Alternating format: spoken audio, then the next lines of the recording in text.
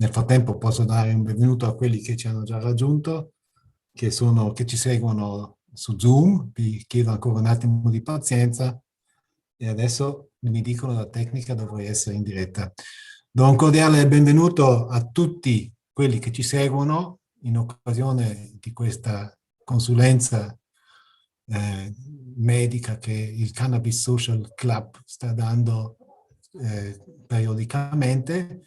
A nome del Cannabis Social Club di Bolzano vi do un cordiale benvenuto e vi faccio 2 o 3 avvisi di carattere tecnico. Questa trasmissione viene tradotta nelle 2 lingue. La lingua principale della serata è l'italiano, pertanto la traduzione si trova per quelli che ci seguono su Zoom all'icona col piccolo globo dove si possono fare l'impostazione di lingua, e ringraziamo David Casagranda per la traduzione che ci offre. Dieser ist die Ankündigung auch auf Deutsch. Wenn Sie den Abend in deutscher Sprache verfolgen möchten, bitten wir Sie, die Dolmetschfunktion zu aktivieren. Sie finden die Dolmetschfunktion am Monitor unten rechts. Wenn Sie mit der Maus über den Monitor streifen, dann öffnet sich das Menü und unten finden Sie eine kleine Weltkugel mit dem Hinweis Dolmetschen. Dort können Sie dann Deutsch anklicken und Sie bekommen die deutsche Simultanübersetzung von David Casagranda, bei dem wir uns sehr herzlich bedanken. Ich wechsle nun wieder ins Italienische und bleibe dann dabei. Per domande che dovessero nascere durante la trasmissione o anche per delle osservazioni, vi preghiamo di utilizzare la chat. Io leggo la chat su Zoom e Lidia Canins, la nostra cara collega, leggerà i commenti che appaiono su Facebook. Su Facebook abbiamo 2 versioni di lingua, una lingua in lingua italiana sul Facebook in lingua italiana und die deutsche Ausgabe finden Sie auf der deutschen Facebook-Seite des Cannabis Social Club. Ich begrüße Sie alle, do un cordiale benvenuto a tutti e passo la parola a Peter Grünfelder, che è il rappresentante dell'Associazione Pazienti di Bolzano. Lui è fondatore e spiritus rector del Cannabis Social Club di Bolzano e con la sua grande energia ha fatto un lavoro importante per sviluppare una certa cultura della cannabis medica anche in Alto Adige. A te la parola, Peter.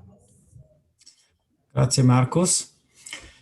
Io do il benvenuto a tutti, vi presento brevemente la dottoressa Elisabetta Camporese, che è l'esperta per il Restless Leg Syndrome, una malattia rara direi anche, però esistono dei malati. E un saluto caro anche alla dottoressa Susanne Büchner, neurologa dell'ospedale di Bolzano, la capa del reparto Parkinson anche, se non sbaglio. Saluto i medici, dottor Aldo Leonardo Berti, un medico di base di Bolzano, dottor Elio Dell'Antonio, ex primario del SERT di Bolzano. E devo scusare Pittini, dottor Roberto Pittini, che non c'è ancora, lui ci raggiungerà fra mezz'ora. Ok, allora magari faccio anche i ringraziamenti alle enti che hanno fatto possibile questo evento. Attivo un attimo lo schermo.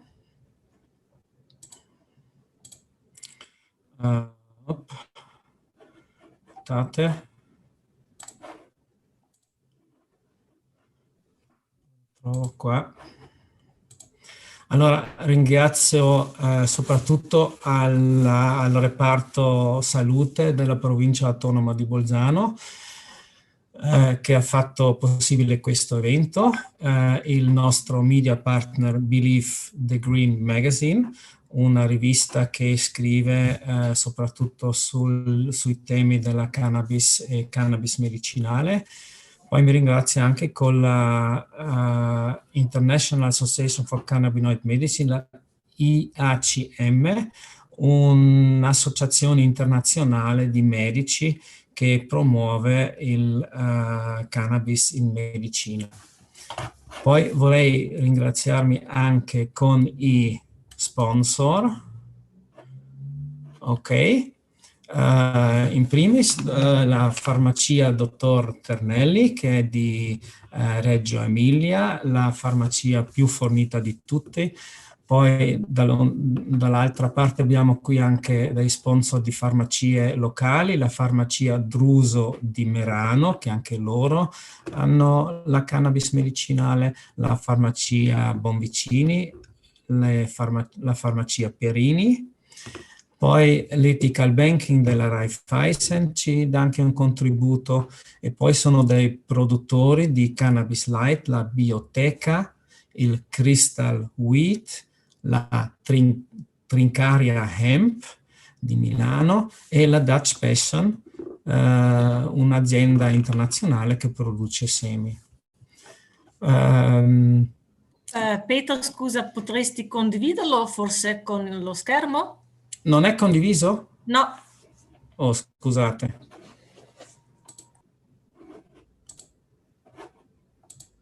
Ecco, adesso? Ok, scusate. Ok, io direi di subito che ci buttiamo subito sul tema, per cui ridò la parola al moderatore. Grazie Peter, Dankeschön, grazie del tuo saluto e dei ringraziamenti nei confronti di tutti quelli che ci sostengono e che fanno possibile questo evento. È un'iniziativa nata dal Cannabis Social Club di Bolzano, un'associazione di pazienti che da un po' di tempo, spinti dall'energia di Peter Grünfelder e di altri che hanno sviluppato un'attività molto accanita, è riuscito a trasportare nel centro dell'attenzione anche la tematica della cannabis medica anche in Alto Adige. Salutiamo la dottoressa Elisabetta Camporese, che ci parla di un fenomeno abbastanza raro, ma con una certa, come posso dire, diffusione anche dalle nostre parti, perché sappiamo che l'EULAC qualche anno fa ha iniziato uno studio sul Restless Leg Syndrome, perché c'è un'apparizione un po', come posso dire, più frequente, specialmente in certe valli dell'Alto Adige, in Val Martello e in Val Venosta. Pertanto è una tematica che ci riguarda e ci interessa doppiamente. A lei la parola, dottoressa Camporese. Grazie, grazie mille. Allora, condividiamo lo schermo. Dunque. Ok, perfetto. A posto, vedete tutti. Benissimo. Grazie, grazie mille. Ringrazio tutti, in particolare Peter Grünfelder per avermi invitato. E niente, diamo spazio. Io sono un medico di medicina integrata, in particolare formata nella psiconeuroendocrino-immunologia e nella cannabis terapia. Quindi il mio approccio è un approccio non solo chiaramente puntato sulla terapia con i cannabinoidi, ma comunque integrato. Quindi il mio studio è sempre sul paziente, è uno studio sempre un po' dell'intero, quindi del legame che i grandi sistemi hanno all'interno della malattia con la psiche, quindi uno studio particolarmente, diciamo, affinato sulla connessione mente-corpo. Allora, la sindrome delle gambe senza riposo lo dice la parola, no? Quindi c'è questo disturbo, questo disordine che viene definito come un disordine neurologico ed è caratterizzato da questo impellente bisogno di muovere le gambe ogni volta che il paziente sta appunto a riposo, quindi si ferma. Di conseguenza è particolarmente disturbante chiaramente il sonno, quindi non solo quando c'è ovviamente una situazione di staticità del paziente per tante ore, quindi spesso si vede, diciamo, scopre questo disturbo quando si è a lezione, no? Quando ci sono molte ore in cui il paziente passa seduto e vedi che a un certo punto si alza e comincia a ballare letteralmente. È descritto come in tanti modi in realtà, è molto soggettivo quello che il paziente sente, quindi può essere un prurito, una sorta di formicolio, quindi una parestesia o un'irrequietezza. Un po' più spesso è una forma di fascicolazioni, quindi piccole contratture muscolari di piccoli fasci o addirittura spasmi. Un po' più raramente viene descritta come vero e proprio dolore, però diciamo che il sintomo particolarmente è fastidioso perché obbliga letteralmente il paziente a muoversi. Di conseguenza di notte il paziente può riposare veramente poche ore, dopodiché deve alzarsi, muovere le gambe, fare qualcosa.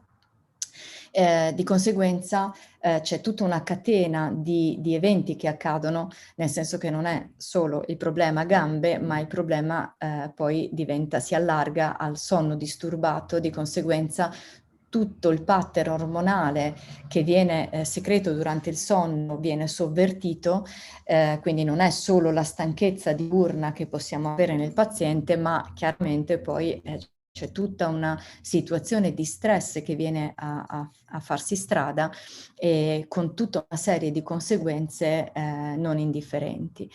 Io avevo una paziente, mi ricordo che erano anni che dormiva in questo modo, 1 o 2 ore, dopodiché si svegliava, andava a stirare e camminava per la casa, i familiari non ne potevano più.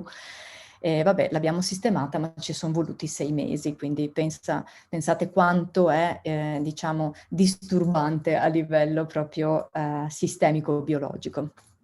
Allora, distinguiamo delle forme primarie e secondarie, come sempre accade di solito con le patologie. Diciamo che alla base sembra esserci un disordine della dopamina, dove la dopamina è un neurotrasmettitore, quindi diciamo una molecola che nel nostro cervello manda dei messaggi, ok? Si occupa di mediare una comunicazione importante per il movimento e non solo. Di conseguenza la coordinazione dei movimenti muscolari quando c'è una carenza di dopamina è diciamo poco coordinata, poco controllata, per cui possono scappare quelle che sono appunto gli spasmi, le fascicolazioni involontarie. Fisiologicamente verso sera la dopamina cala appunto normalmente, per cui ecco perché verso sera e di notte si fa più sentire il sintomo, però ribadisco, dipende da che tipo di vita fa il paziente, perché se è molto sedentario può arrivare anche di giorno il disturbo. Le forme secondarie invece, questo perché sono state, diciamo così, associate negli studi, si è visto una maggiore prevalenza di questo disturbo associata con per esempio la sideropenia, quindi la carenza di ferro, l'anemia da carenza di ferro, perché sembra che in qualche modo influenzi la produzione di dopamina, l'insufficienza renale, il diabete, la malattia di Parkinson, che sempre dipende ovviamente dalla dopamina, di conseguenza è intuibile la secondarietà, l'artrite reumatoide, l'ipotiroidismo, la gravidanza, soprattutto nell'ultimo trimestre, e la fibromialgia. In particolare nella fibromialgia personalmente ho visto parecchi casi di comorbidità, e questo probabilmente perché anche la fibromialgia dipende da uno stress neuroimmune e sicuramente c'è diciamo, un disguido della dopamina anche nella fibromialgia. Come effetto collaterale di alcuni farmaci, soprattutto antipsicotici, antidepressivi, a volte gli antiipertensivi, alcuni antinausea come la metoclopramide, in particolare dove è noto insomma la possibilità di insorgenza di quelli che vengono chiamati degli effetti collaterali extrapiramidali in gergo medico, che significa proprio diciamo andare a colpire quella fascia nervosa cerebrale che si occupa proprio del controllo del movimento volontario. Altre cause sono sicuramente gli eccessi, quindi fumo, alcol, caffeina, insomma, eccetera, sedentarietà e obesità sembrano in qualche modo alterare, insomma, quelli che possono essere degli equilibri neurologici.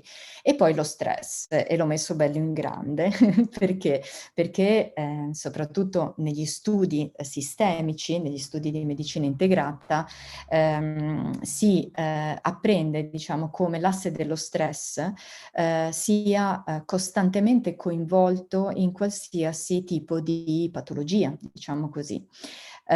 In modo sempre diverso, però è un comune denominatore.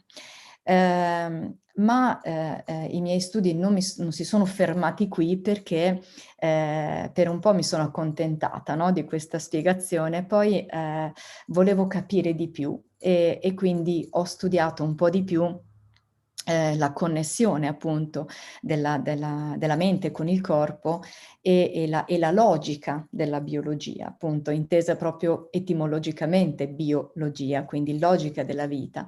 E sono riuscita a capire che cosa attiva lo stress, perché poi è vero che lo stress è un comune denominatore in particolare anche di questa patologia. Ma che cosa attiva lo stress? Mica ci svegliamo una mattina e siamo stressati così. Sì, sicuramente, ma c'è sempre una motivazione in qualche modo. E allora si vede come alla base di tutto ci siano dei vissuti conflittuali, delle attivazioni vere e proprie a livello neurologico, perché quando parlo di un conflitto non è solo un'emozione, ma è un vero e proprio campo elettromagnetico che diventa biochimica nel cervello. E quindi si possono addirittura a volte alle TAC, con un occhio particolare, vedere questi centri concentrici che sono proprio dei campi elettromagnetici derivati da un certo tipo di vissuto che ha attivato ovviamente l'asse dello stress e di conseguenza tutto quello che può portare poi alla patologia. Quando si attiva l'asse dello stress per un tempo congruo, perché chiaramente non è che dobbiamo vedere lo stress come il nostro nemico, lo stress è indispensabile alla nostra vita, noi non possiamo vivere senza dei picchi di cortisolo, non ci sveglieremo neanche la mattina. Il problema con l'essere umano rispetto all'animale è sempre la tempistica, perché se l'animale rimane stressato il tempo giusto per combattere o fuggire e poi si dimentica completamente di che cosa l'ha stressato, noi no. Noi ci rimuginiamo sopra, ci pensiamo sopra e ci creiamo a volte dei grossi conflitti che durano mesi o anni addirittura. Quando l'asse dello stress si attiva, le cose, diciamo, generali in comune che accadono sono un'acidità della matrice. Che cosa vuol dire? Che tutto ciò che è intorno alle cellule, quindi vasi, tessuto connettivo, eccetera, comincia ad acidificarsi, quindi a scambiare meno sia ossigeno ma sia anche proprio le sostanze nutritive. Quindi c'è un eccesso di tossine, chiamiamole così, che tra l'altro aumentano e stimolano continuamente le fibre sensitive dolorifiche. Un'infiammazione, quindi la conseguenza poi dopo l'acidità della matrice c'è un richiamo di cellule del sistema immunitario e quindi un'infiammazione, di solito anche un richiamo di liquidi e in ultima analisi c'è lo stress ossidativo, quindi l'attivazione di radicali liberi che chiaramente sono tossici e diventano tossici anche per il DNA, quindi probabilmente se vogliamo ricordare quella che è l'epigenetica, sicuramente un'influenza sull'espressione dei geni questo tipo di situazione la dà. Di conseguenza vengono coinvolti chiaramente gli organi bersaglio che in qualche modo risponderanno in modo logico al nostro conflitto. Di conseguenza, nel caso della sindrome delle gambe senza riposo, i conflitti saranno individuabili in particolare sulla corteccia motoria, quindi sulle aree del cervello che controllano il movimento, e un po' anche sulla corteccia sensoria, quando il vissuto è legato più a una sensazione che non al movimento stesso. Di solito il vissuto riguarda proprio un impedimento, quindi che può riguardare il movimento, la sessualità, la socialità, insomma può riguardare tante cose, ma in particolare c'è un qualcosa che il paziente si vive prima ovviamente dell'esordio della malattia come un grosso blocco. Quindi quello che va a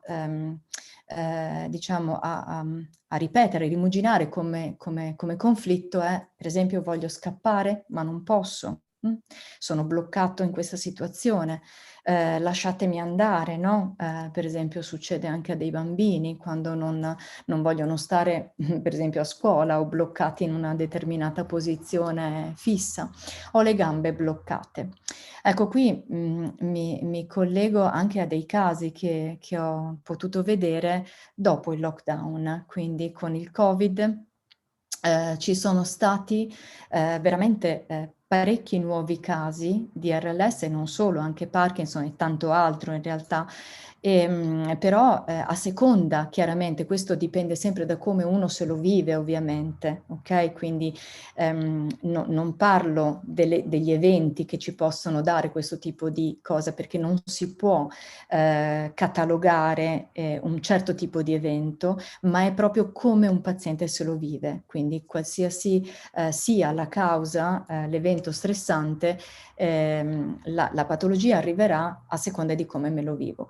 Quindi nel caso del lockdown, quando io me lo vivo come un impedimento a muovermi, posso avere l'esordio di questo tipo di patologia, e per esperienza personale io ho visto esordi anche di veri e propri Parkinson, purtroppo in signori di media età, comunque anche più o meno anziani, ma non tanto, proprio a causa di questo. Ma è solo per fare un esempio, chiaramente. Le terapie. Allora, le terapie, così diamo un'occhiata anche a quelle convenzionali. La terapia convenzionale della RLS offre le classiche benzodiazepine, chiaramente per indurre un sonno il più possibile chimico purtroppo, ma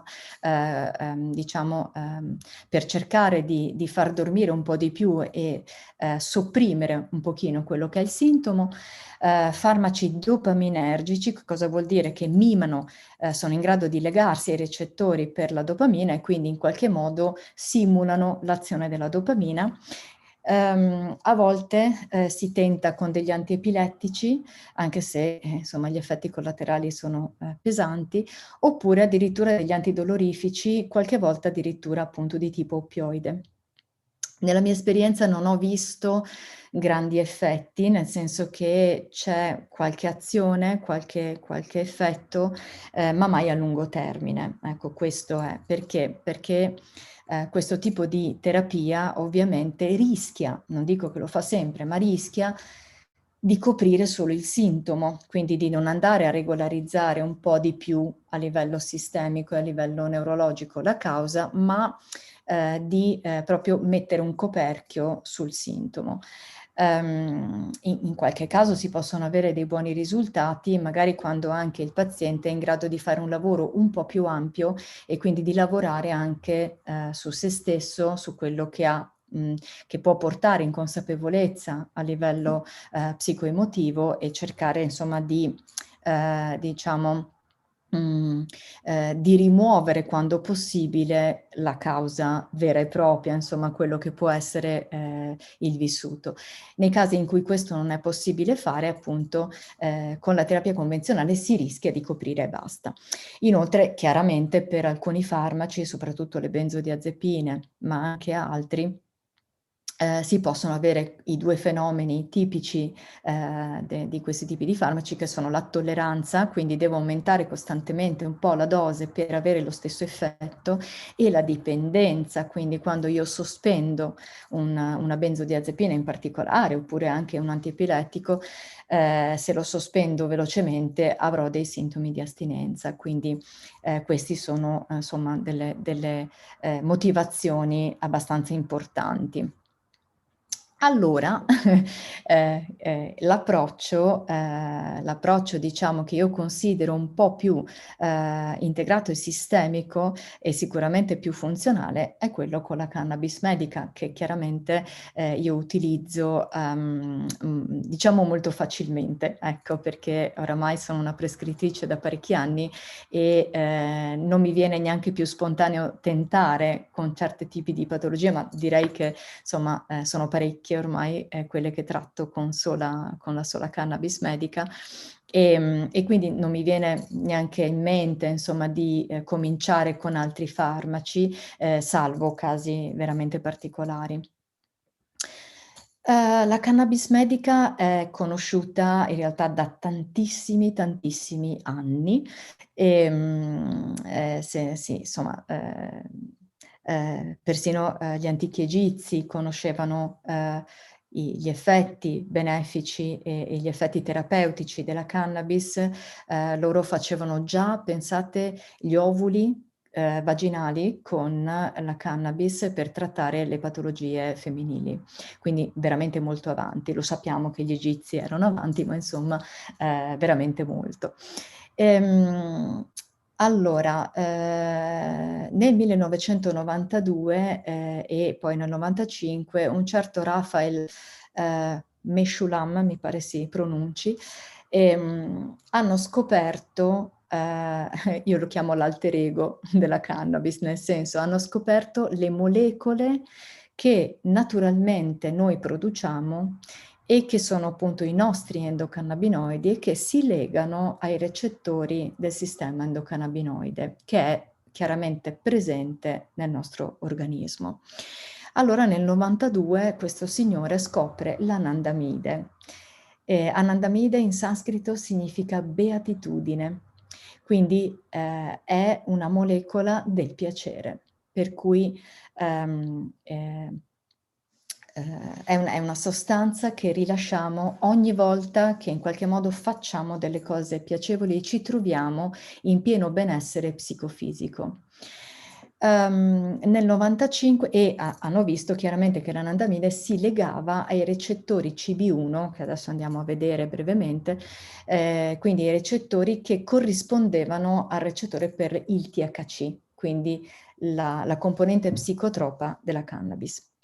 Nel 95 viene scoperto il secondo endocannabinoide, che si chiama 2-arachidonil-glicerolo e corrisponde sostanzialmente al nostro CBD interno, ok? Quindi si lega ai recettori CB2. Il sistema endocannabinoide è appunto ancora più antico della cannabis, nel senso che esisteva già 600 milioni di anni fa, quindi pensate, praticamente nasce prima il sistema endocannabinoide dell'essere umano. E eravamo spugne all'epoca, ma c'era già un sistema molto simile al nostro attuale sistema endocannabinoide, quindi significa che non solo è parte essenziale della vita, ma è si dice il mastro regolatore, no? Cioè è colui che in qualche modo veicola e guida e regola l'adattamento ai cambiamenti ambientali. E l'adattamento ai cambiamenti ambientali è alla base della gestione dello stress, cioè io mi stresso quando non riesco a crearmi un adattamento al nuovo stimolo, quindi all'ambiente. Il sistema endocannabinoide è tipicamente, diciamo così, soppresso o comunque ridotto, nel senso che i recettori non vengono espressi durante la malattia, e questo è abbastanza intuibile per quello che abbiamo detto fino ad ora, nel senso che durante la malattia non ho una beatitudine e quindi non do lo stimolo a produrre i recettori per la cannabis o comunque per i miei endocannabinoidi. Questo funziona così perché? Perché i recettori per la cannabis o comunque insomma i recettori del sistema endocannabinoide sono, si dice, on demand, quindi a richiesta, così come i canali della TV. Per cui mano a mano che io produco o diciamo CBD e THC endogeno, quindi anandamide e il 2-arachidonil glicerolo, oppure assumo cannabis, stimolo, ok, una upregulation si dice, cioè uno stimolo alla produzione di recettori, quindi all'esposizione di recettori, e quindi regolarizzo quello che è il sistema endocannabinoide, quindi lo faccio funzionare. Nel momento in cui chiaramente non ho questo tipo di situazioni, quindi sono sotto stress, sono in malattia, ho dolore, eccetera, questo viene abbassato. Quindi la funzione della cannabis, oltre a tutto quello che vedremo a livello, diciamo, sul dolore, eccetera, e sulla dopamina, ha anche questa funzione, cioè di riportare in auge, diciamo, di riportare in funzionamento il sistema endocannabinoide. Quindi questi recettori, che appunto sono on demand, si trovano su queste zone del cervello in particolare, e questi sono soprattutto il CB1, in parte il CB2. Il CB2, che è quello che risponde al CBD, si trova anche su tutto il sistema immunitario. Ecco perché il CBD ha un effetto sia fortemente antinfiammatorio, ma anche proprio di modulazione del sistema immunitario. Tra l'altro l'ultimo articolo che avevo letto, l'ultima ricerca che era stata fatta, è che hanno scoperto le potenzialità del CBD come antibiotico, quindi proprio pare abbia un effetto antibiotico molto molto potente.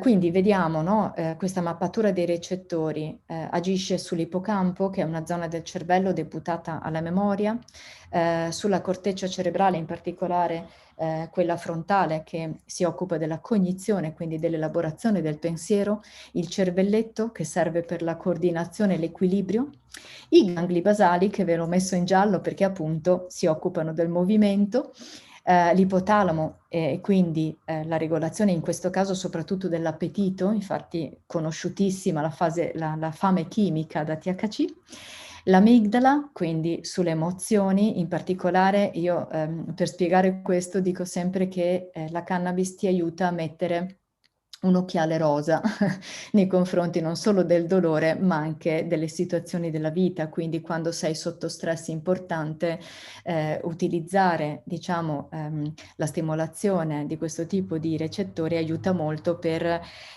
svuotare di importanza certi eventi e dare spazio a un altro tipo di soluzioni. La sostanza grigia periacquedottale invece è quella che si occupa in particolare del dolore, dove sono deputati i recettori del dolore. La cosa molto importante che va spiegata soprattutto ai pazienti un po' più ansiosi, un po' più diciamo sì, che abbiano un po' di timore insomma nell'assunzione di cannabis, è che non sono presenti questi recettori nelle strutture che controllano le funzioni cardiovascolari e respiratorie, quindi non esiste nella storia dell'umanità una letalità da sovradosaggio di THC. Sicuramente se uno ne prende troppo e non ha mai preso THC potrà avere degli effetti senz'altro che adesso andiamo a guardare, ma non muore e questo è molto importante, ok? Quindi questo è sicuramente da dire per rassicurare, ok? Quindi non può esserci proprio un'overdose letale. Come funziona la cannabis? Allora, il sistema endocannabinoide regolarizza di suo, abbiamo visto dove sono situati i recettori, per cui regolarizza la secrezione di dopamina. I recettori CB1 sono presenti proprio nelle aree cerebrali deputate alla secrezione di dopamina, essendo questo neurotrasmettitore un importante fattore che coinvolto non solo nel movimento, ma anche nel comportamento, nella cognizione, addirittura nella regolazione dell'allattamento, nel sonno, nell'umore, insomma, nella memoria di apprendimento, per cui ha tante funzioni. In particolare nella RLS ci interessa la funzione diciamo del movimento fluido, ok? O comunque del non inceppo a livello appunto delle gambe. Allora, per spiegare, siccome non trovo mai schemi che mi soddisfano, li faccio io, quindi faccio i disegnetti io.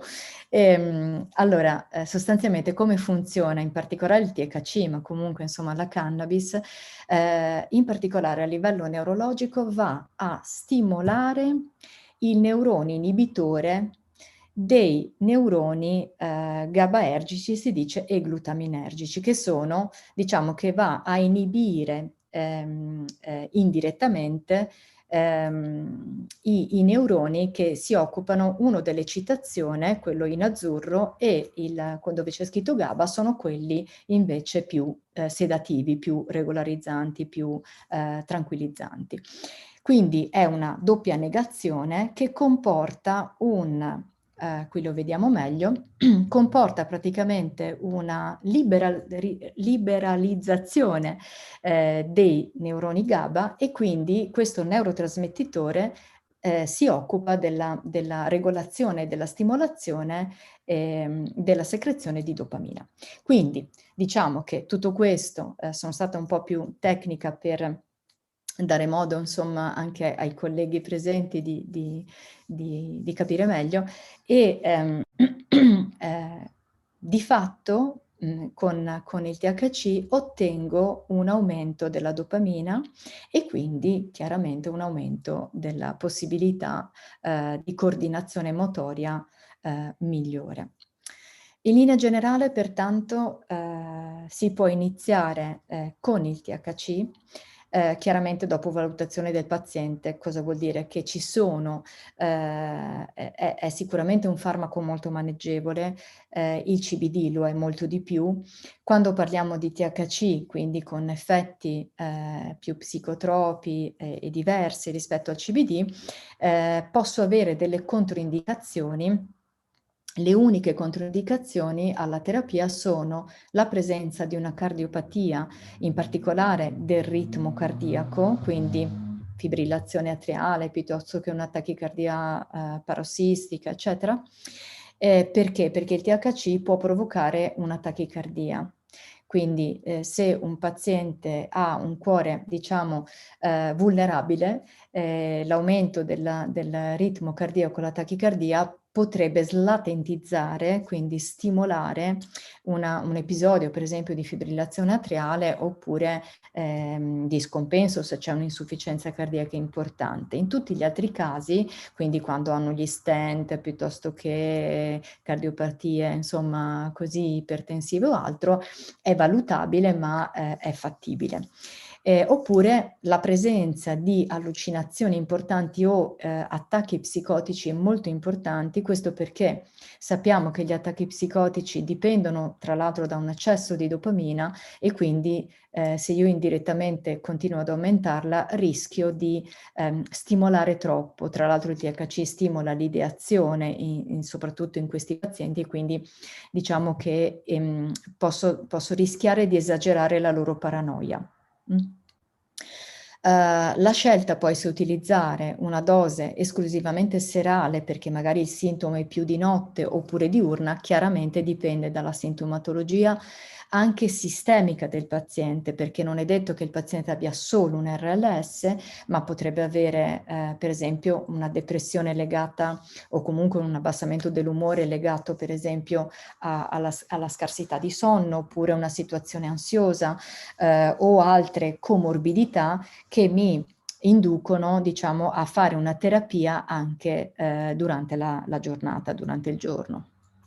Quindi generalmente potrà essere assunto in olio, quindi per bocca, per via sistemica, oppure col vaporizzatore per via inalatoria, questo a seconda dell'immediatezza con cui voglio agire sul sintomo. Cosa vuol dire? Che in olio avrò dei picchi del farmaco dopo circa un'ora, ok? Con il massimo dopo più o meno un'ora e mezza, 2. Quindi è un plateau poi che va a scemare dopo 6-7 ore, quindi un effetto lungo, lento e lungo, ok? Mentre quindi se invece ho un dolore o comunque una cosa che arriva con questi spasmi, con queste fascicolazioni nell'immediato, molto un attacco, diciamo così, ok? Allora è più utile associare oppure fare solo col vaporizzatore, perché chiaramente in inalazione io salto la porta del fegato, non devo metabolizzare e dal polmone arriva immediatamente al cervello e quindi ho un'azione più veloce. Quindi il picco è dopo pochi minuti e anche però la durata è minore. Possibile ovviamente sempre anche l'assunzione mista, cosa che io di solito prediligo per determinate patologie, cioè do una base d'olio e poi eventualmente la somministrazione in vaporizzatore nel caso in cui sia necessario.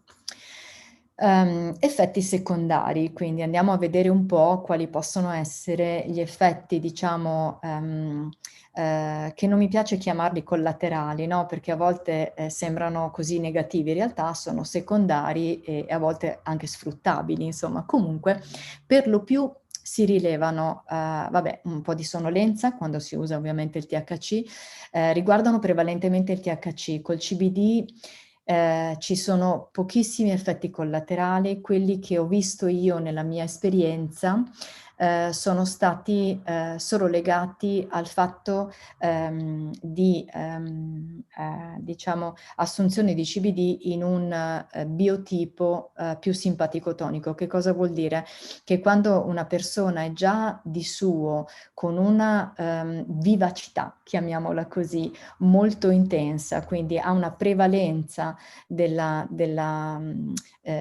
si stressa facilmente, ecco, diciamo, si eccita e si stressa molto velocemente, non è pacato, no? Sono quelle persone molto attive, molto, molto dinamiche, che parlano molto velocemente, che sono, insomma, non sanno avere una calma, no? Sono tutte così.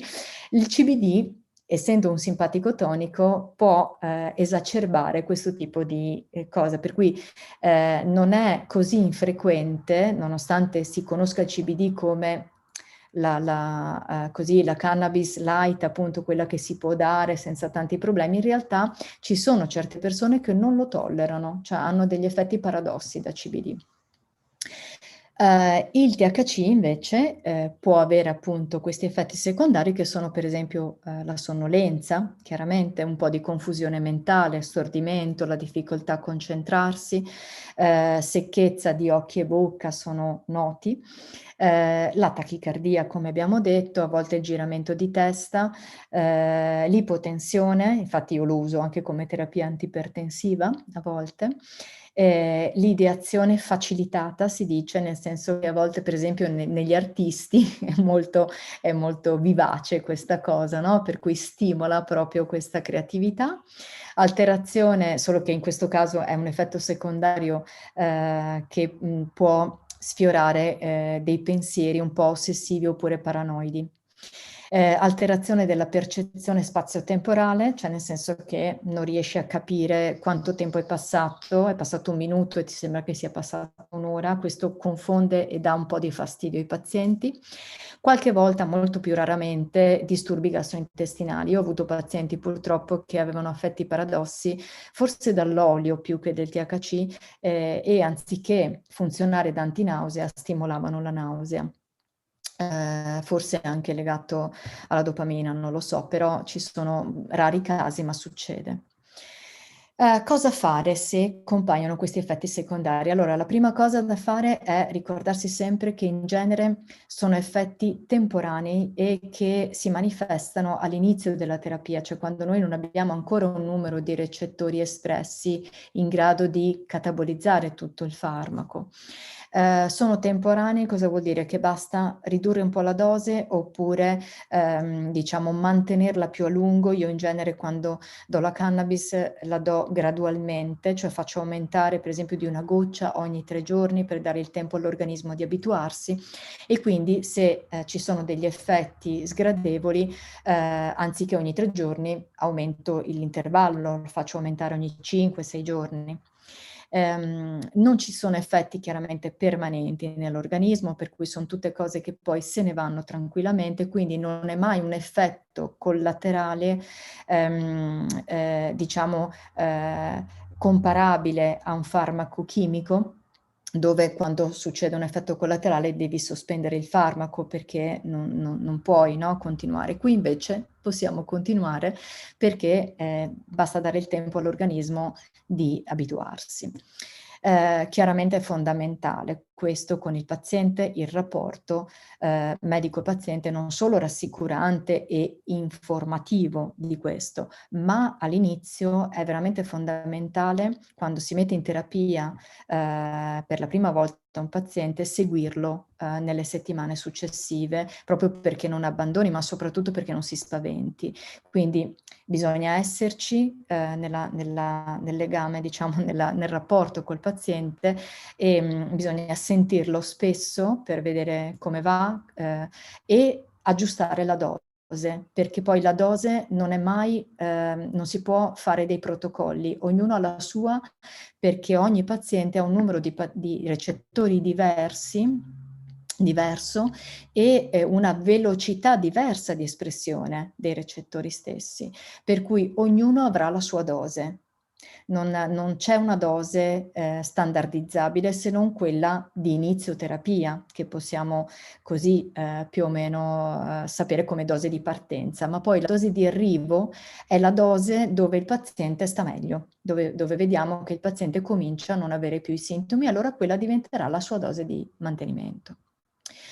La gestione della terapia quindi comporterà che si potrà utilizzare appunto il CBD. Abbiamo detto che il CBD è un grosso antinfiammatorio, per cui considerando che anche in questa patologia sussiste una infiammazione di basso grado che accompagna invariabilmente ogni situazione patologica, e anche questa, l'utilità dell'uso del CBD, soprattutto di giorno, in particolare in quei pazienti che hanno bisogno di sfiammare e di non avere effetti secondari da THC, possiamo utilizzare appunto quello che viene chiamato Bedrolite o Aurora ad alto CBD, che sono quelli, i farmaci, diciamo, a prevalenza di CBD, oppure in alcuni casi, quando per esempio c'è una comorbidità con una forma un po' più dolorosa, oppure un umore o un'ansia da sistemare un pochino, così si dà il Bediol, che è un bilanciato, quindi contiene sia CBD che THC. Preferibilmente in olio, per quello che abbiamo detto prima, nel senso che riesco a coprire di più tutta la giornata, e nel caso appunto poi per coprire meglio la sera invece si utilizza il THC. L'origine sativa o l'origine indica dipende, questo dipende molto dal paziente, da come sta il paziente, dalla sua ideazione. Di solito si usa il sativa in questi casi, però ci possono essere dei casi in cui sia necessario usare l'indica, un po' perché magari il THC di origine sativa stimola troppo l'ideazione del paziente, o perché c'è una componente ansiosa importante, allora è preferibile usare l'inflorescenza di origine indica perché è più sedativa. Questa è una slide riassuntiva, diciamo, della gestione della terapia, quindi importante la gradualità, quindi si dice no, start low and go slow, quindi partire piano, a volte si parte solo con dosi serali, anche in altre patologie, o con dosi minime, e poi si va su piano piano, modulare sempre appunto gli intervalli tra le somministrazioni, se ci sono effetti collaterali sospendere o ridurre il trattamento. Ecco, un'altra cosa che è importante dire ai pazienti è che se ci sono terapie in atto quando si parte con la cannabis. I cannabinoidi possono potenziare l'effetto di altri farmaci, in particolare degli antidolorifici, a volte anche degli antiepilettici, psicofarmaci, analgesici, eccetera. Questo perché competono con il sistema di catabolismo dei farmaci, quindi la cannabis, diciamo, si frega il posto e gli altri farmaci rimangono un po' più presenti a livello del sangue e quindi si alzano un po' i livelli ematici. Di conseguenza sarà necessario, una volta arrivati a regime con la terapia con i cannabinoidi, ridurre gradualmente fino, in alcuni casi per fortuna, anche ad eliminare alcuni farmaci, insomma, che è l'obiettivo chiaramente finale nostro di noi prescrittori. Fondamentale la corretta comunicazione con il paziente, quindi al di là del consenso informato, che chiaramente è fondamentale, ma non solo quello scritto, ma sempre supportato da quello verbale nel rapporto medico-paziente. Cos'altro? Allora, per quella che è la mia esperienza nella medicina sistemica, io ipotizzo e veramente la butto lì, come l'intestino possa avere sempre un coinvolgimento anche in questo tipo di patologie neurologiche.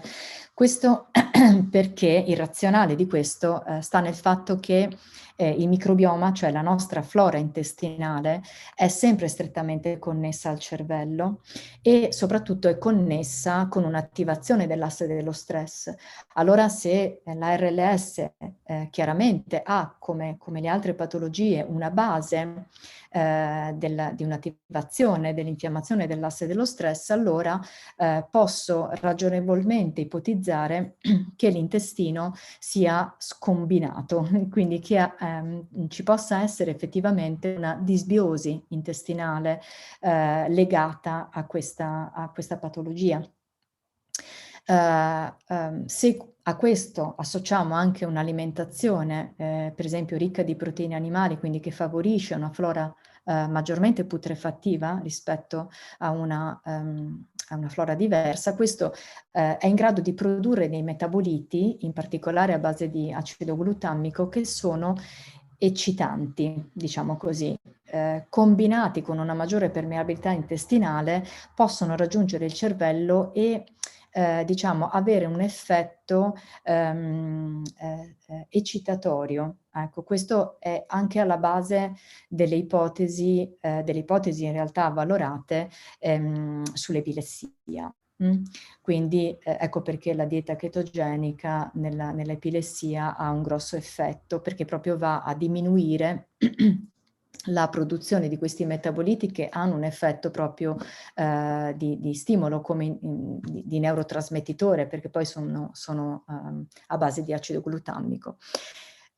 Di conseguenza questo va, per quello che abbiamo visto prima, a influenzare negativamente la sintesi di dopamina in particolare. E quindi l'ipotesi sarebbe così interessante avviare degli studi approfonditi dell'intestino attraverso, per esempio, lo studio non solo della flora intestinale, ma anche dei suoi metaboliti, che si chiama appunto metabolomica, che ci fa capire meglio, ci possa far capire meglio il legame che c'è anche tra intestino e RLS. E questa è un qualcosa a cui io sto sinceramente pensando come ipotesi di ricerca. Mi piacerebbe veramente vedere come è messo l'intestino di un paziente con RLS e come dopo una terapia sia dietetica sia con aggiustamento della flora intestinale, oltre che con la cannabis, come cambia la situazione metabolomica di conseguenza.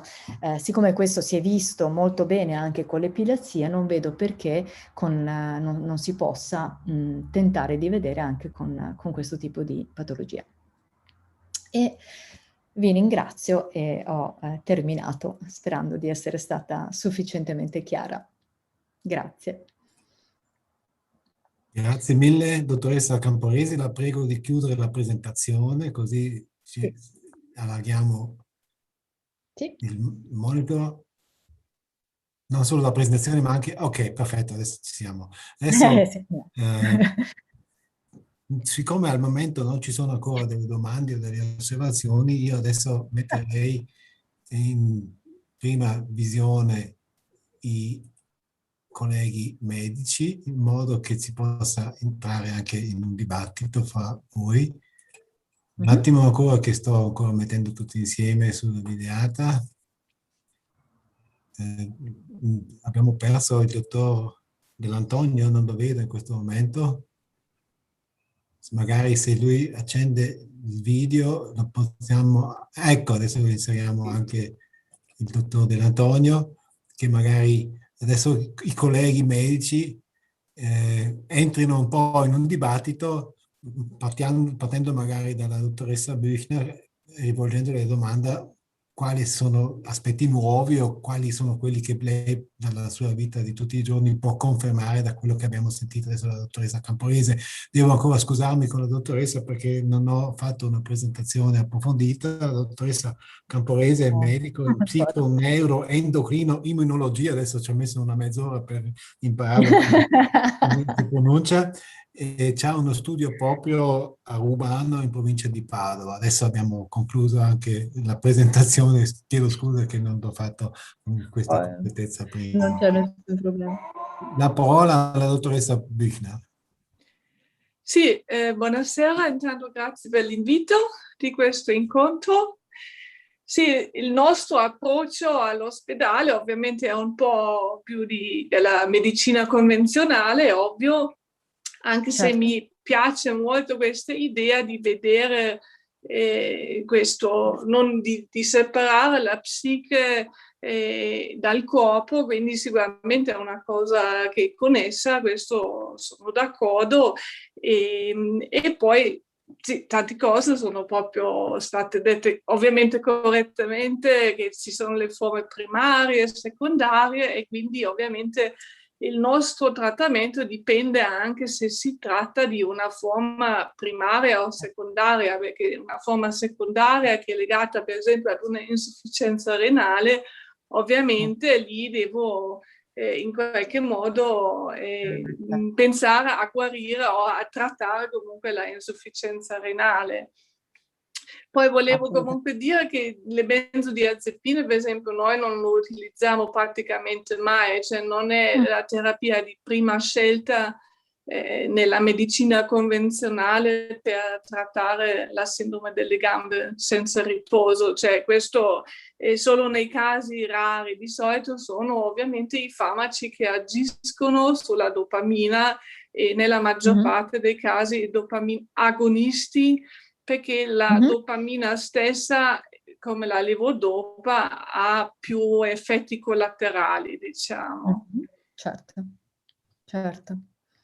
Grazie dottoressa Büchner. Il dottor Dell'Antonio si inserisce nel dibattito. Se posso dire una cosa, anche perché purtroppo dovrò lasciarvi prestissimo, quello che è particolarmente importante, no, rispetto a questo tipo di terapia, rispetto al suo approccio, dottoressa Camporese, che trovo straordinario, una relazione fatta molto molto bene, è che comunque c'è un coinvolgimento del paziente nella terapia, viene richiamato a un'attenzione, viene richiamato anche a una cura dell'alimentazione, viene richiamato anche a una gestione nel tempo, e quindi da questo punto di vista io trovo la cosa assolutamente straordinaria. Il paziente diventa anche protagonista della sua cura. E il problema non si risolve immediatamente, ma si risolve con calma, con gradualità. Questo lo trovo straordinario. La ringrazio e vi ringrazio tutti, ma vi devo salutare adesso, mi dispiace. Grazie davvero, grazie. Ciao Elio, buonasera dottor Dell'Antonio. Dottor Berti, la sua reazione alla presentazione della collega? Sì, ottima presentazione. veramente complimenti. No, io come dottor Dell'Antonio sono molto affascinato da questo approcciare il paziente in maniera un po' più olistica che specialistica. Il problema è che spesso però il paziente è impaziente e quando arriva in studio chiede una soluzione veloce che tolga i sintomi. Al paziente non interessa se sono coinvolti i neuroni dopaminergici o meno, non interessa soltanto dormire la notte. Quindi magari ecco, l'unica cosa per la cannabis è che ci vuole un attimo perché faccia effetto e trovare la giusta dose, quindi non tutti i pazienti sono eleggibili, ecco. Quindi questa è l'unica cosa che purtroppo, specialmente in uno studio di medicina generale dove c'è poco tempo per una visita, bisogna dare un appuntamento dedicato, parlarne, soprattutto se il paziente non ha mai utilizzato cannabis in nessuna forma, insomma non si può fare in un quarto d'ora. Questo ecco, sì. paziente cinquantenne che lavora con bambini.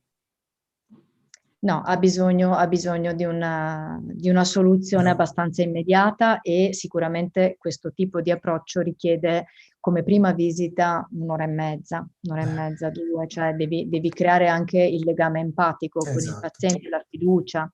Ecco che allora se gli spieghi che la cannabis inizierà a lavorare dopo una settimana, 10 giorni, insomma, un pochino, magari alcuni ce la fanno. Sicuramente ci sono casi in cui devi dare una risposta più veloce in senso di risultato e quindi va bene così, voglio dire, nel senso, questo non impedisce comunque di fare entrambe le cose. Poi in uno studio di medicina generale capisco molto bene, infatti io non faccio medicina generale per quello, perché non ne avrei i tempi, però sicuramente a me capita anche con altre patologie, no? Tipo quando c'è un dolore importante, se c'è il dolore importante io non posso agganciare da un punto di vista psicoemotivo e cognitivo il paziente, non mi ascolta nemmeno, ha bisogno che io gli tolga il dolore, quindi io posso far partire sicuramente la cannabis, ma nel contempo io devo supportarlo con qualcosa di più immediato e quindi lì chiaramente facciamo fronte con degli antidolorifici piuttosto che con altri tipi di farmaci che in qualche modo possono avere un effetto un po' più veloce, un po' più immediato. Quindi d'accordissimo su questo.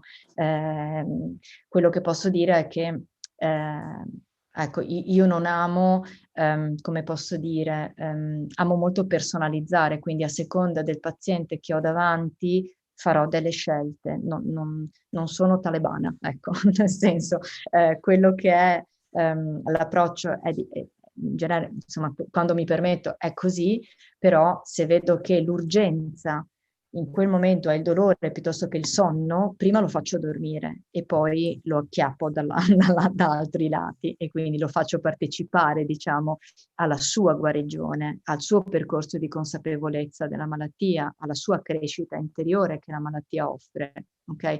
Ma è una cosa che fai quando puoi ragionare col paziente. Finché il paziente ha 2 ore di sonno addosso, un lavoro e un'irrequietezza o comunque addirittura un dolore, no, devi prima risolvergli queste cose. Quindi d'accordissimo con te. Abbiamo una domanda da parte del pubblico. Manuel Luntocoflo chiede: ma neurodegenerativa perché è una malattia che tende a peggiorare o può anche soltanto essere legata a momenti sporadici legati a stress, per esempio?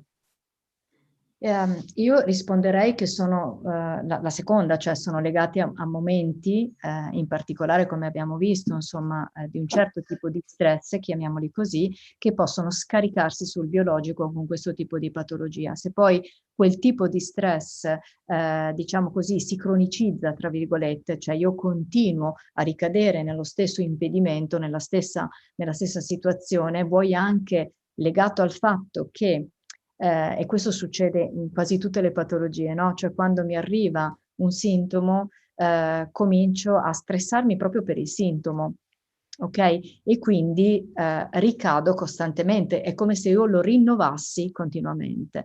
Malattia neurodegenerativa, magari chiediamo anche alla dottoressa. No, non è una malattia neurodegenerativa. A me non risulta, non risulta che sia una degenerazione neurologica, ecco, no. Cioè non si No. conosce esattamente la causa, ma non è come la malattia di Parkinson, che è una malattia neurodegenerativa, e non c'è una correlazione. Cioè chi ha il Parkinson ha spesso la restless legs, ma chi ha la restless legs non è che poi sviluppa il Parkinson, cioè sono Esatto. due entità diverse.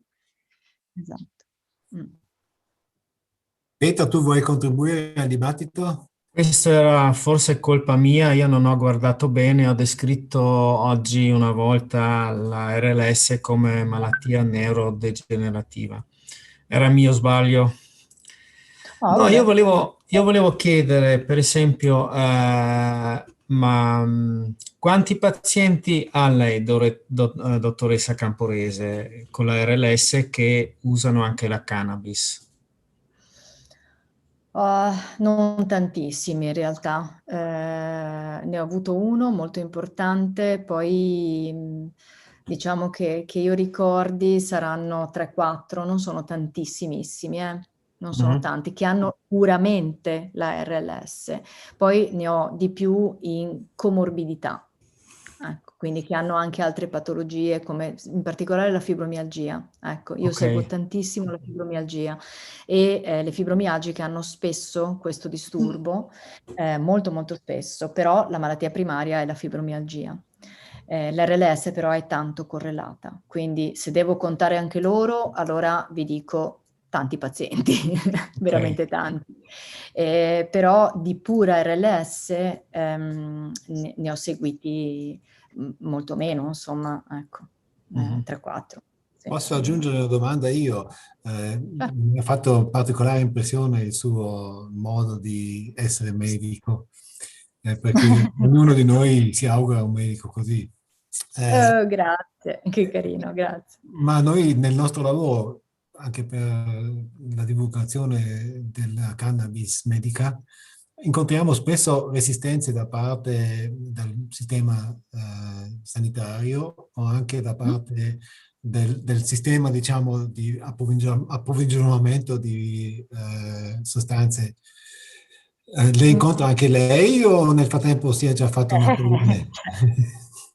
Come lo risolve? Come riesce a risolverlo? Quali sono gli ostacoli e i risultati che lei ci ha spiegato anche nella presentazione? Confluiscono anche in dei studi importanti o sono fenomeni isolati che poi alla fine non avranno un grande effetto leva sulla medicina del futuro?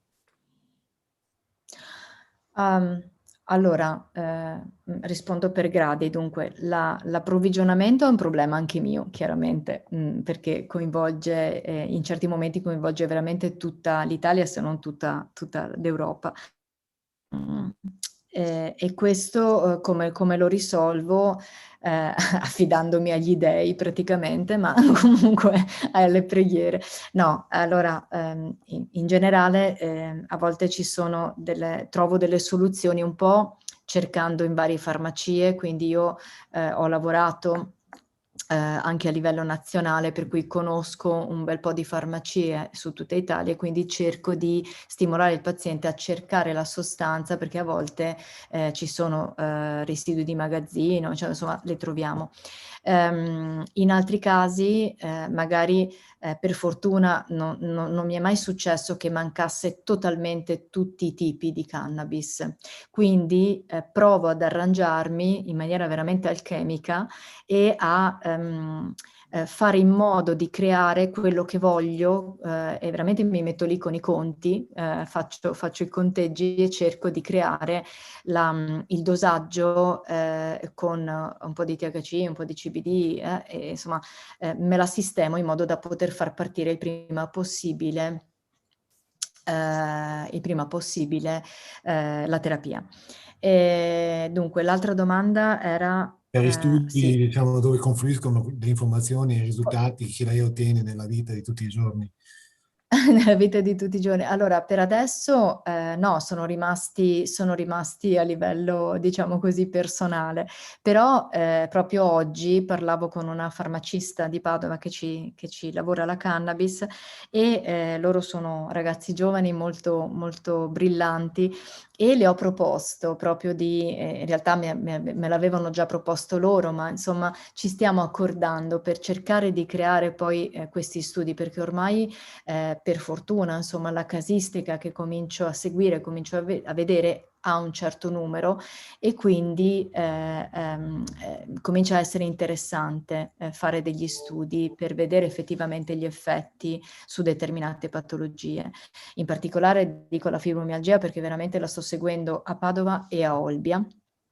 In Sardegna, parto domani per andare a fare gli ambulatori lì e tra l'altro stiamo facendo un progetto molto bello, apro e chiudo parentesi, con la riabilitazione equestre, che è una cosa, vi ho pensato perché è una cosa molto bella che si potrebbe anche duplicare un giorno, riabilitazione equestre per la fibromialgia, quindi proprio per curare in maniera complementare a livello psicoemotivo e fisico.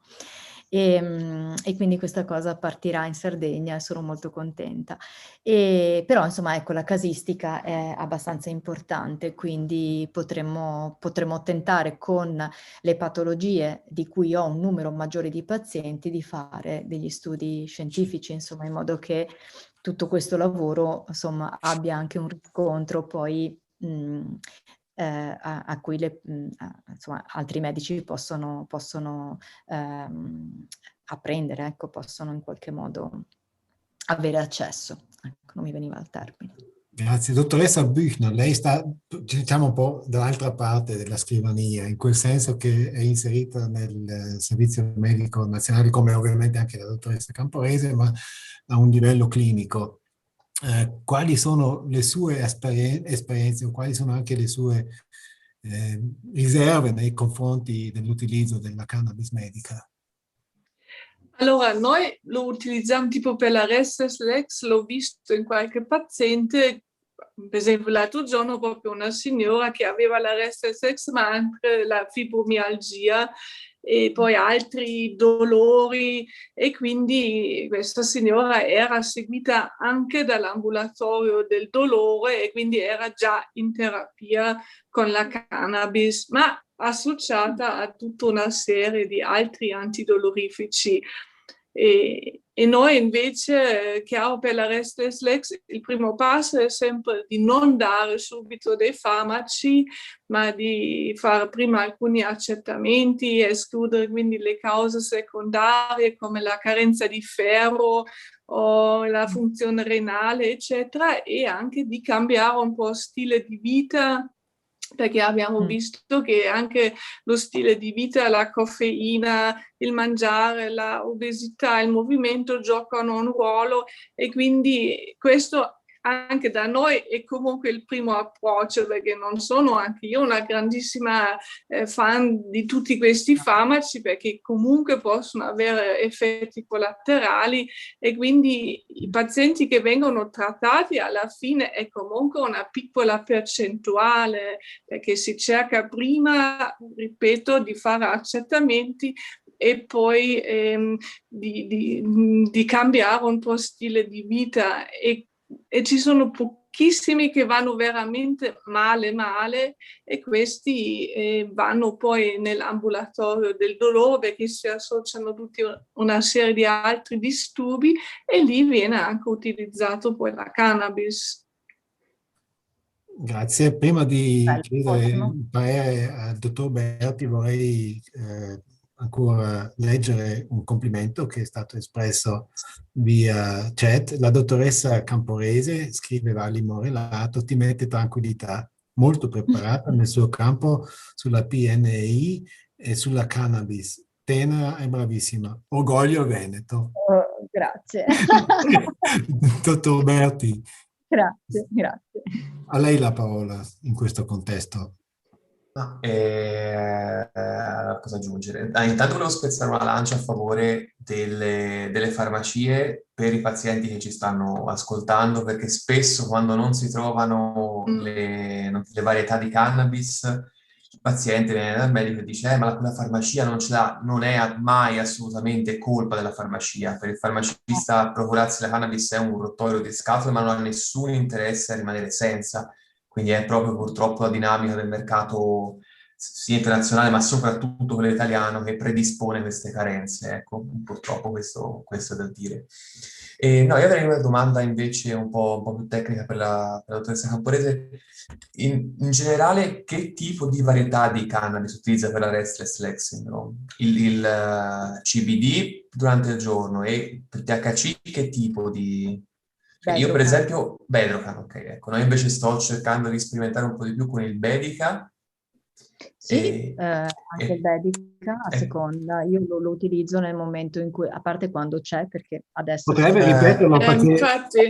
Chiedo scusa, potrebbe Però- ripeterlo perché si è sentito abbastanza male di che tipo di medicina. Allora, io utilizzo la sera soprattutto il Bedrocan, quindi ad alto THC, ok? Di origine sativa. Il dottor Berti diceva anche il Bedica, che è di origine indica, e io ho aggiunto appunto che quando c'è, perché insomma è quello che un po' più scarseggia negli approvvigionamenti, ma al di là di questo appunto anch'io scelgo il Bedica quando c'è, a seconda della persona, insomma quando c'è anche una componente molto ansiosa o di insonnia anche associata. Non solo il sonno disturbato dalla RLS, ma un'insonnia, quindi una difficoltà di addormentamento a prescindere. Quindi un aggravamento, diciamo una forma di disturbo del sonno, diciamo in comorbidità, quindi già presente anche. E allora il Bedica diventa effettivamente l'ideale, insomma. E il CBD di giorno, tra l'altro, è anche neuroprotettivo, quindi insomma ci aiuta molto.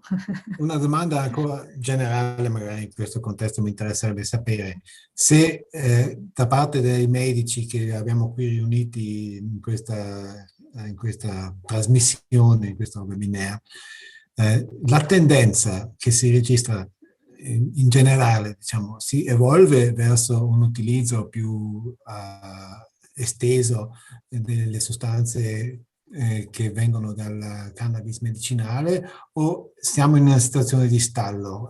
Quali sono un po' gli sviluppi che si intravedono anche all'orizzonte? Magari iniziamo con la dottoressa Büchner. Ma io vedo diversi pazienti che comunque sono in terapia con la cannabis medica, nella maggior parte dei casi, e ovviamente per il dolore ancora, perché quello è anche, diciamo, quella classe di sintomi o di manifestazioni dove lo Stato ha dato l'ok. E quindi è anche più facile durante una visita di prescriverlo, perché se uno lo dà off-label diventa, cioè, se non è dentro in quell'elenco diventa ovviamente tutto più complicato.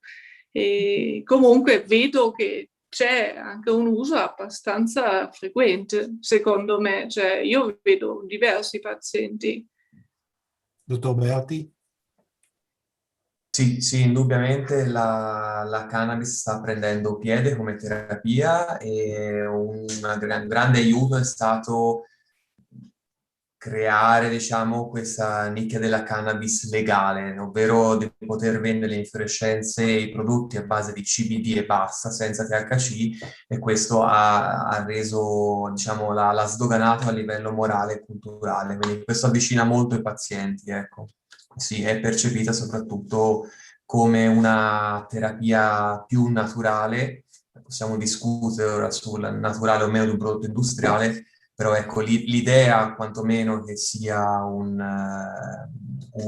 infuso botanico in un olio, ecco, rende favorevole il paziente, credo soprattutto in Alto Adige rispetto ad altre parti in Italia, ad avvicinarsi a questo genere di terapie, soprattutto interessarsi, ecco, questo sì. Quindi io vedo di sicuro un aumento dell'interesse generale verso la materia.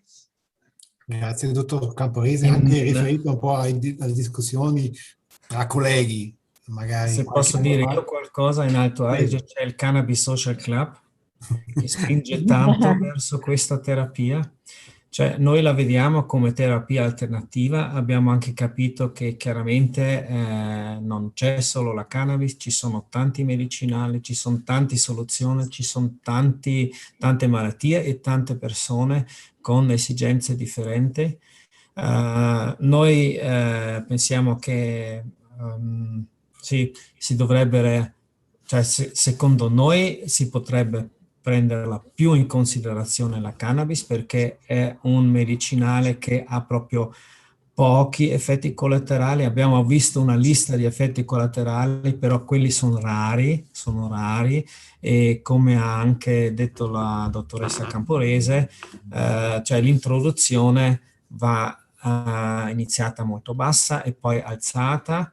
Io ho sentito anche pazienti che, per esempio, io mi ricordo di una persona che aveva un dolore neuropatico, ci ha provato con tutte le medicine che esistono, pure con la CBD e non ha funzionata.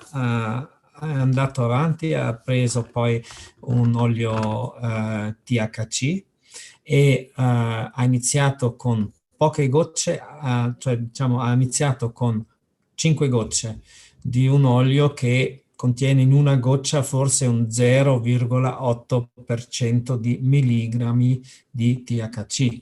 Lei ha detto che è arrivato a 17 gocce e il dolore era sparito. Era contenta. Poi le ho chiesto, ma non sei un po' vertigini e hai qualche effetto? Diceva, no, proprio niente, cioè proprio è andata tanto bene, però va anche con la bici a lavoro, lavora in cucina e ha detto, sì, beh, mi sento bene un po' un effetto strano, cioè sono sempre di buon umore. È quell'effetto secondario augurabile, no? Chiaramente bisogna stare attento a non sovraddosarsi, perché troppa THC fa quell'effetto poi di allucinazioni, di proprio la pressione del sangue che scende, si prende freddo, si diventa pallido. Questo Sì, non è gradevole. è proprio anche un po' l'ipotensione, quindi puoi avere di nausea, vomito quando va giù la pressione così tanto, però in genere quando, diciamo, tra virgolette, si sbaglia dosaggio, insomma, no? Quindi... Volevo ancora sentire la risposta della dottoressa Camporese, come lei valuta un po' il trend generale, anche nei dibattiti con i colleghi, se nota cambiamenti anche in termini di posizioni che magari un anno fa o 2 anni fa erano ancora un po' più dure o meno favorevoli.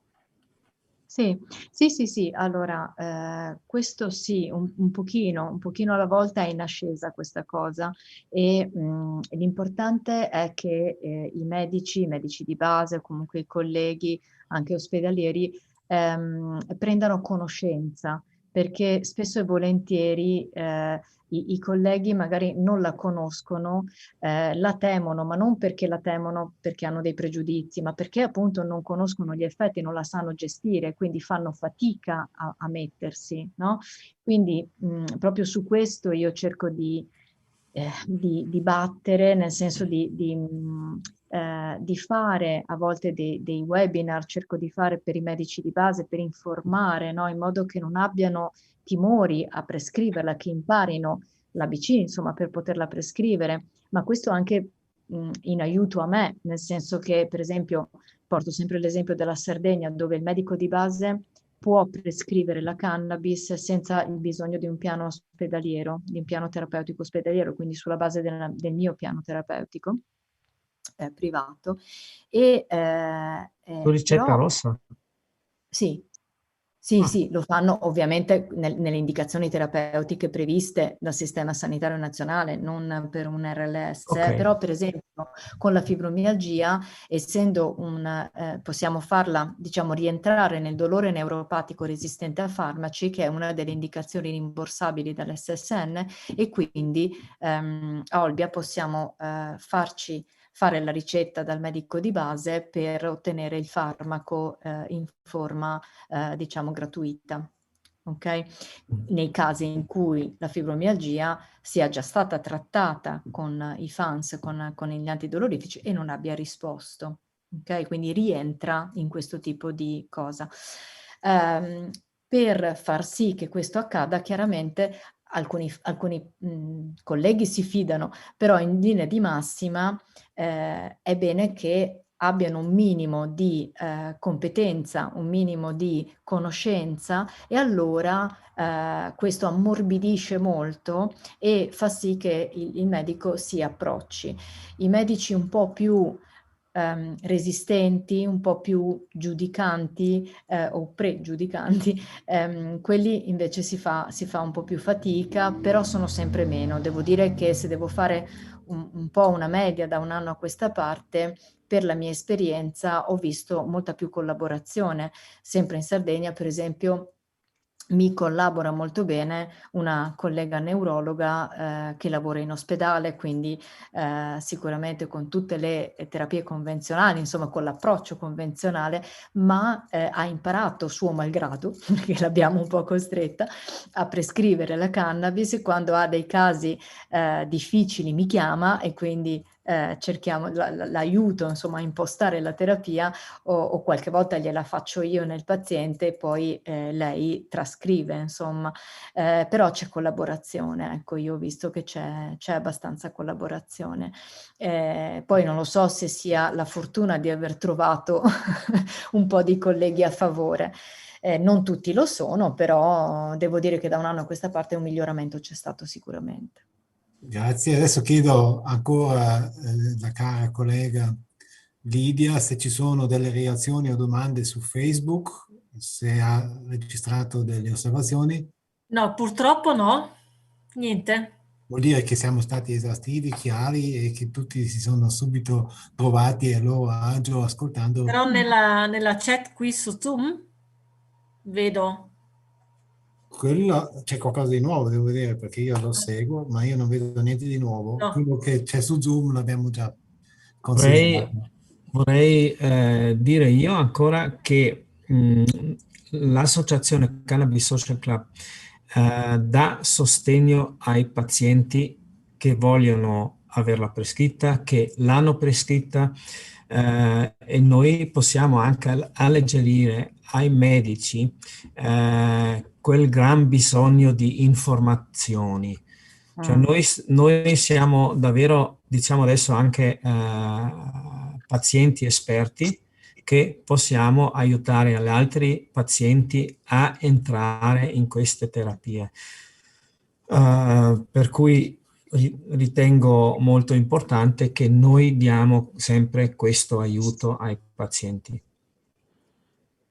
Adesso siamo un po' a conclusione, abbiamo un'ora e mezza più o meno che ci siamo prefissati, anche un po' come cornice, ma ovviamente se c'è ancora qualcosa, se ci sono altre domande, altrimenti chiederei a Petra, non so se vuol concludere o se vuol ancora aggiungere qualcosa al detto dottoressa Camporese come nostra ospite specifica oggi di questa serata. Ci vuole aggiungere ancora qualcosa?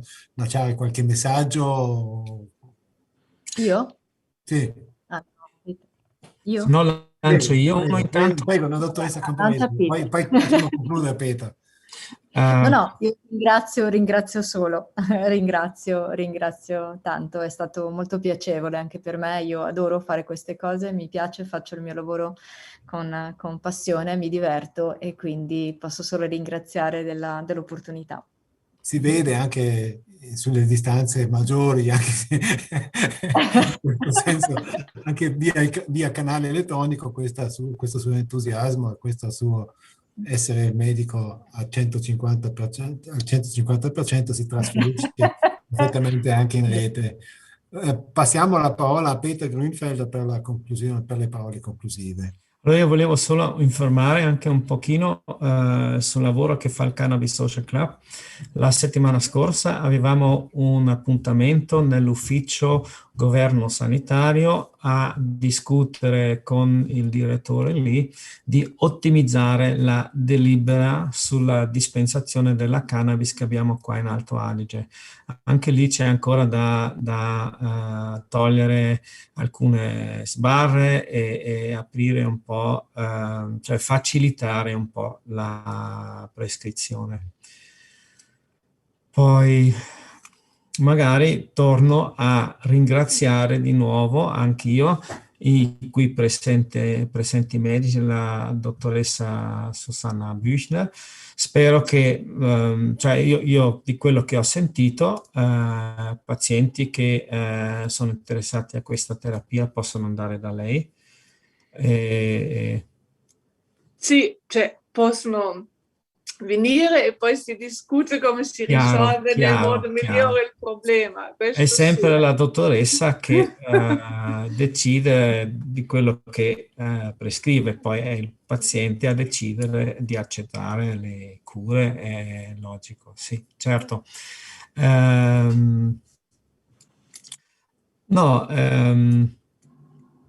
Allora, io ringrazio molto alla nostra provincia di sostenere questi eventi, la ripartizione salute in questo caso.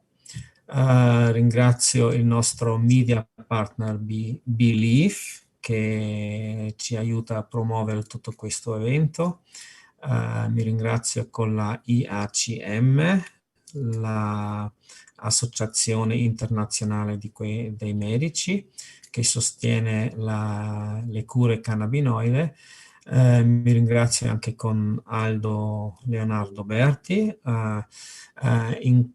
Adesso mi è venuto in mente che ho dimenticato prima. Allora, il Cannabis Social Club collabora con una cooperativa sociale che in giugno aprirà anche uno studio medico che è poi specializzato sul cannabis medicinale. Siamo ancora in alto mare con questo, però siamo prosperosi di adesso iniziare in giugno e chiaramente anche qui possiamo dare sostegno ai pazienti che cercano questo tipo di cura in fitoterapia. Poi tornerei ai sponsor, magari ne metto di nuovo lo schermo con i sponsor. Allora, come già detto, la farmacia Ternelli, che è la farmacia, una farmacia nella Emilia-Romagna. Emilia-Romagna, giusto? La farmacia, allora, il dottor Ternelli è il più esperto che io conosco della tematica della cannabis, una persona molto squisita. Poi chiaramente anche le farmacie qua in Alto Adige, la farmacia Druso di Merano col dottor Cimatti, grazie per il sostegno, la farmacia Bombicini, che sarebbe la farmacia San Quirino, la farmacia Perini, anche a Bolzano quella, poi a Ethical Banking della Banca Raiffeisen, a Crystal Wheat, un produttore di cannabis CBD, di cannabis legale, Bioteca pure quello, un produttore di cannabis legale, e la Trincaria Hemp, anche un produttore di cannabis legale, e la Dutch Passion, un'azienda internazionale di produzione di semi. Ok, tolgo la schermata. Se ci sono ancora domande, sarei contento a risponderli. Se no... C'è stato un ringraziamento da parte di Katia Moletta, altrimenti io non ho altre osservazioni o domande che sono emerse da Zoom, e anche a Facebook sembra tutto tranquillo. Ok, quello che è importante è anche sottolineare, questi incontri sono registrati, vengono poi messi a disposizione su Facebook, e lì abbiamo visto che sono molto ben visti e vengono anche spesso attivati.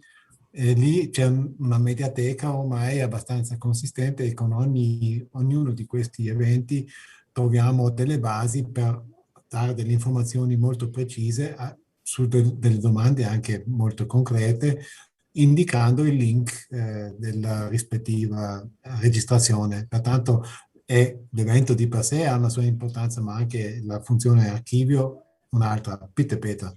Allora c'è anche dottor Roberto Pittini, che ho visto che adesso è tra i spettatori. Come mai non è entrato? Allora lo facciamo entrare subito, perché io l'avevo registrato come partecipante, ma lui ha ancora il video spento. Avrei io da dire ancora qualcosa e farvi vedere un altro slide. Cioè questa è una puntata di ben 14 serie di eventi.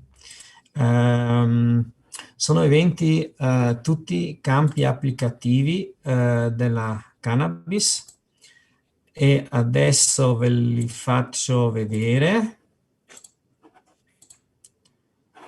Ok. Come vedete, questo è il secondo evento che stiamo a vedere. La prossima settimana, adesso consecutivamente, abbiamo 5 puntate dal 25 maggio, che è oggi la sindrome RLS. Poi il 1 giugno, molto aspettato, sui disturbi da deficit di attenzione e iperattività. Poi l'8 giugno la glaucoma, che sul glaucoma, anche la glaucoma per esempio è previsto anche la prescrizione tramite il decreto ministeriale, ma viene prescritto, cioè in rarissimi casi, io non conosco oculista che lo prescrive, per cui lì proprio anche io oggi mi ho impegnato pure col direttore sanitario dell'azienda sanitaria dell'Alto Adige, che lui fa venire un oculista anche alla nostra puntata. Poi il 15 giugno, forse anche una sua collega, dottoressa Camporese, la dottoressa Tania Re, con disturbi post-traumatici da stress. E finiamo questa prima partita il 22 giugno con una puntata sulla sindrome di Parkinson, e poi iniziamo in settembre con la cefalea emicrania, fibromialgia, patologie gastrointestinali. Come vedete, la cannabis può anche far bene a queste malattie, e andiamo avanti fino al 23 novembre, dove forse il 9 novembre è molto interessante anche perché il titolo di quella puntata sarebbe Cannabis con basso dosaggio di THC nel stress, ansia e insonnia. Ok, forse è il caso di dare anche un attimo la parola a dottor Roberto Pittini. Salve, ce l'ha fatto anche arrivare, e chiudo qua. Grazie Peter, buonasera, scusate ma ho avuto dei problemini, forse vi ha accennato qualcosa Peter, comunque ecco, sono qui a fare le mie scuse all'uditorio. Mi sentite? Sì. Perfetto.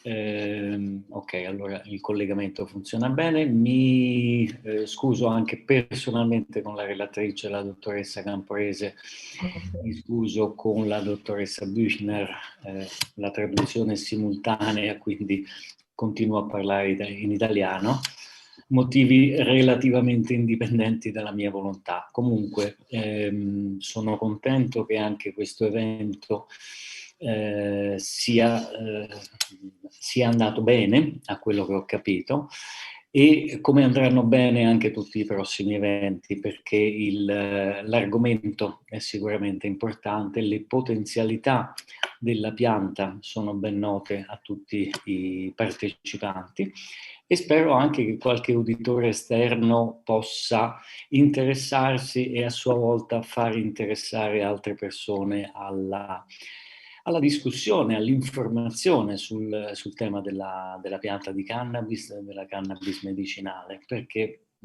le potenzialità sono tante. Qualche volta un'obiezione, a parte la solita della letteratura che è scarsa, inesistente, contraddittoria, questo lo sappiamo tutti, però sappiamo anche che andando a cercare bene si trova della buona letteratura. L'importante è informare e seguire il discorso sulla cannabis. Non è una panacea.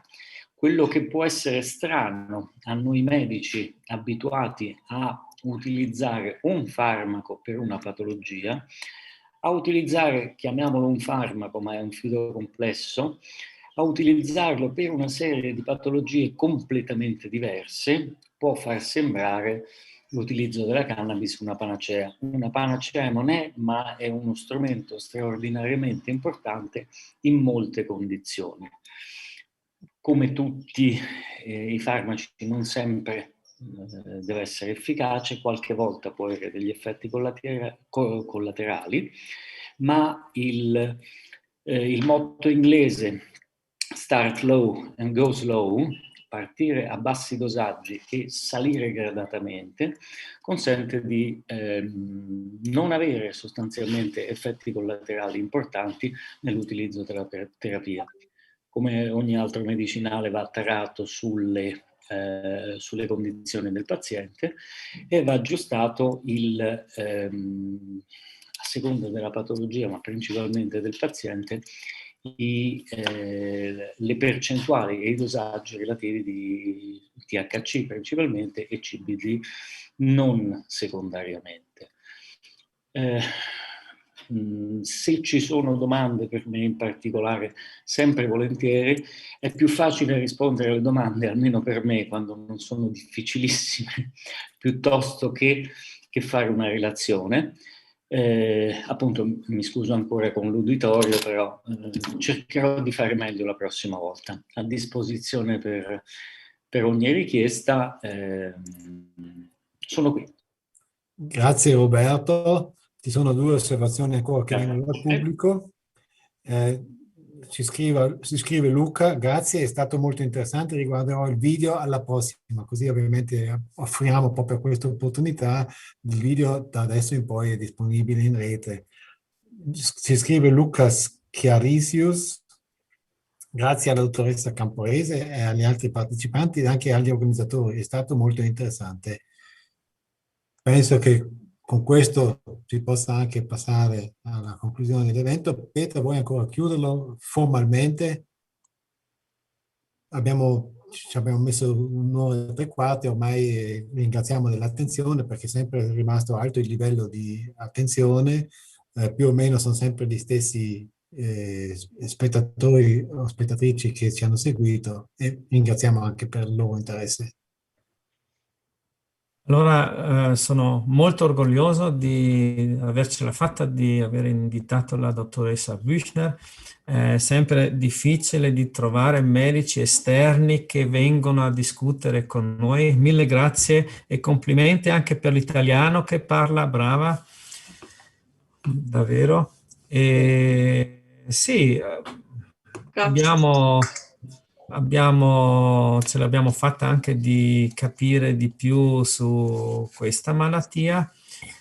Non mi resta altro che augurare a tutti una buona serata e chi sia interessato può sempre venire sul nostro sito web su www.cannabissocial.eu dove c'è tutto il programma di tutto l'anno. Ok. Grazie Pietro. Grazie a tutti i medici. Grazie. E un saluto a tutti. E saluti anche ai spettatori. Alla prossima. Sì, buona serata. Buona serata. Grazie a voi, arrivederci. Buonasera.